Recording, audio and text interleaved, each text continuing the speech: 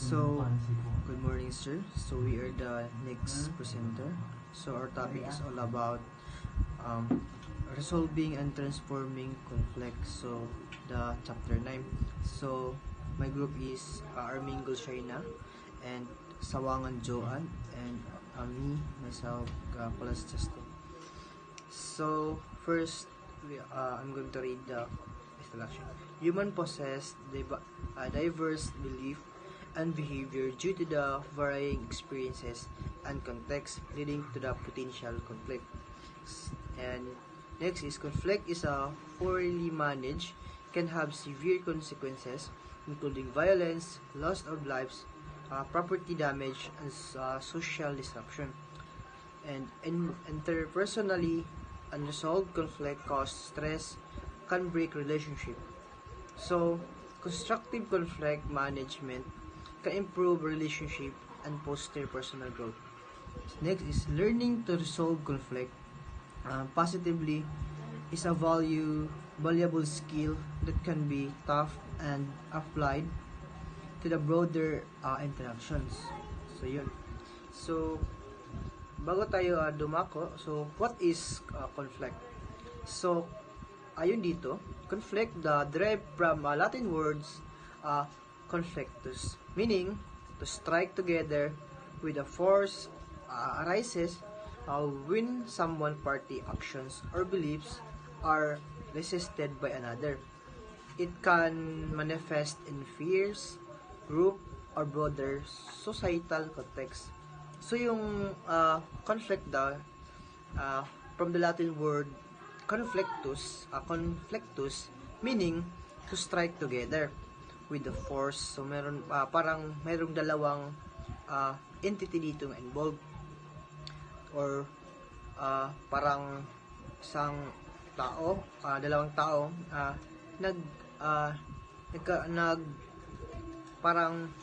naglalaban sila.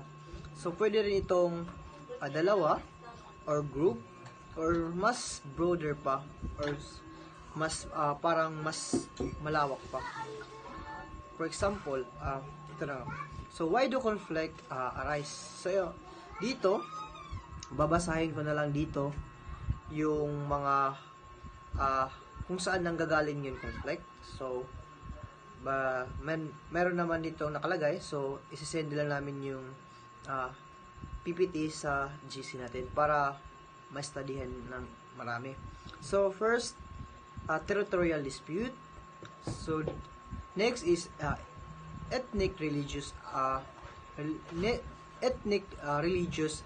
animosities and ideological power struggles, social injustice, search for statehood, trade market competition, and contest over economic resources, and misunderstanding, miscommunications, difficult behavior, and marami pang iba.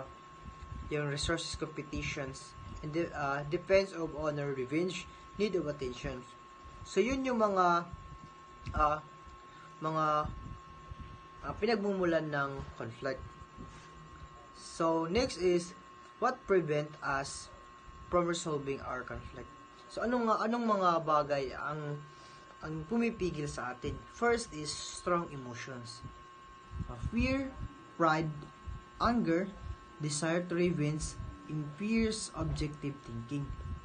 So yung ating emotions daw, yung pangunahing pumipigil upang ma-resolve yung problem kapag present si fear, si pride, and si anger, hindi natin ma-resolve yung problem. Next is indifference, apathy. So ito, lack of concern of interest. So kapag hindi nagkakapareha ng interest yung tao or meron silang pagkakaibang paniniwala, possible na magkakaroon talaga ng conflict. Next is helplessness and hopelessness due to discouraging situations or authority figures.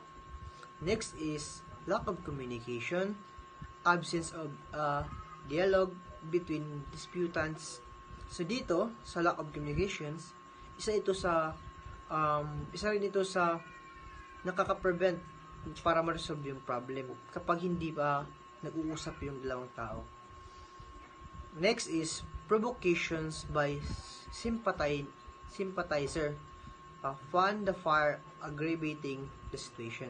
So ito sila yung mga taong imbis na pumigil, sila na yung tumulong upang hindi ma-resolve yung problem ng dalawang tao, kasi mas dinadagdagan pa nila. Sabing ganyan yung wag mong awayin mo siya or ano pa, mga para sila yung mas nagiging gatong sa isang apoy. Next is tedious, stressful process, perception of problem solving as burdensome. Next is a lack of courage, fear of dialoguing with enemy. Pag hindi mo kinausap yung kalaban mo, hindi kayo magkakaayos. Next is what is anger and its effect. So ano nga ba yung galit? So yung anger daw is a common emotions during conflict. Ito yung galit natin kapag mayroon tayong kalaban. A combination of disappointment, anxiety, and indignations. Ito yung tatlong combination. Then prefers the body for fight or aggressive reactions. So ito daw parang inihahanda niya, kapag nagalit tayo, inihahanda yung sarili niya na lumaban or naging aggressive tayo to react. Parang kapag may galit tayo, kasi parang iniisip ko nating lumaban. Kaya kapag may galit tayo, yun, nagiging present yung disappointment, anxiety, and indigestion, and then ready to fight na yung tao. Impossible expressions of anger, ito, verbal attack, physical violence, and rage or hostility. So ito, kapag may galit na yung isang tao, pwede na siya makapanakit through words or action kapag galit yung tao. Next is negative effect of anger. Ito yung mga negative naman. Harm of others. So kapag galit tayo, pwede tayong makapanakit or pwede pa tayong makapatay niyan. And next is health problems, release. So ito, naapektan din pala yung ating health, yung health natin dito. Releases stress hormones that damage arteries and heart. Kaya nga kapag galit yung isang tao, parang bumibilis yung tibok ng puso niya. Kaya nga yung mga taong may sakit sa puso, hindi sila masyadong ginagalit kasi maaari silang tumaas yung blood pressure nila at maaari nila itong ikamatay. Next is effect of daily life. Maapektuhan din yung ating pang-araw-araw na buhay. Next is disrupt routines, decrease productivity, affect clear thinking and decision making, and can put our careers, studies, and goals at rest. So kapag palagi tayong may kalaban or galit, maaaring maapektuhan yung ating pang-araw-araw na buhay, yung ating career, yung pag-aaral natin, kasi hindi tayo nakakapag-isip ng maayos. So, how do we manage our anger? Kung paano natin ito ma-manage? Next, recognize that you are angry. So, kapag alam mong galit ka, maaaring makatulong na dumistansya ka sa iba or para ikalma mo yung sarili mo. Sunod is distance yourself from the situation. Yun nga, kapag galit ka, distansya mo yung sarili mo sa iba. Or release anger by physically indirect form. So meron daw yan, i-release mo yan sa indirect form. Pwede umiyak or pwede suntok-suntokin mo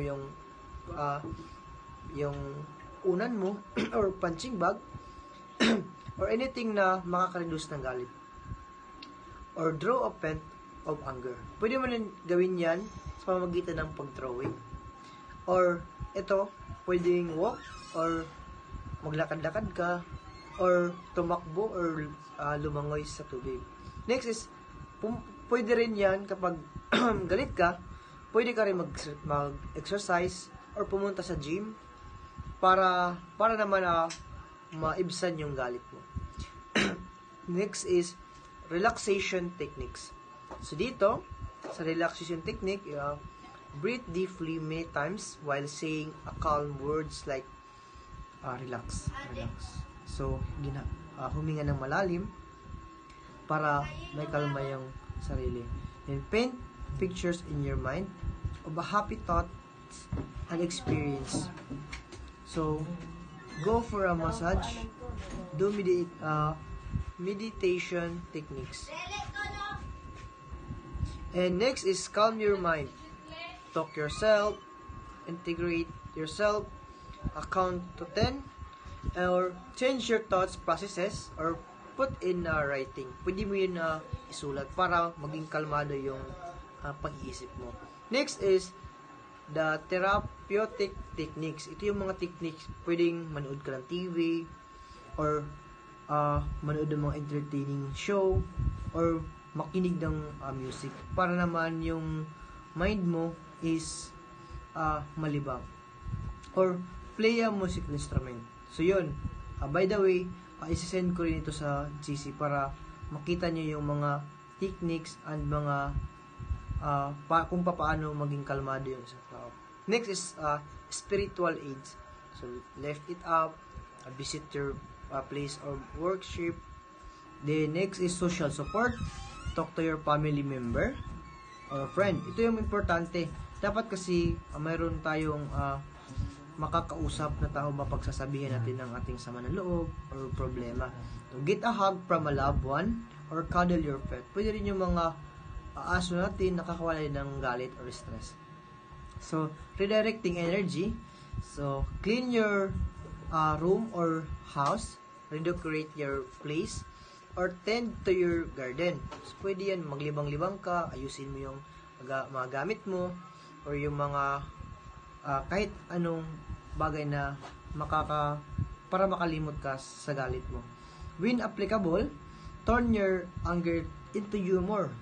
Kung kinakailangan, yung galit mo, gawin mo na lang siyang parang, imbis na magalit ka, gawin mo lang mag-joke-joke ka or kahit anong mga joke nang sa ganun nang malimutan mo yung galit mo. Kasi kapag hindi mo yun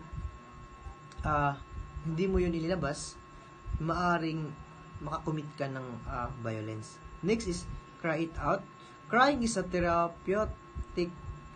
It allows the body to eliminate damaging stress hormones. So yung pag-iyak daw is nakakatulong ito, or it allows the body para eliminate yung damage sa ating mga hormones.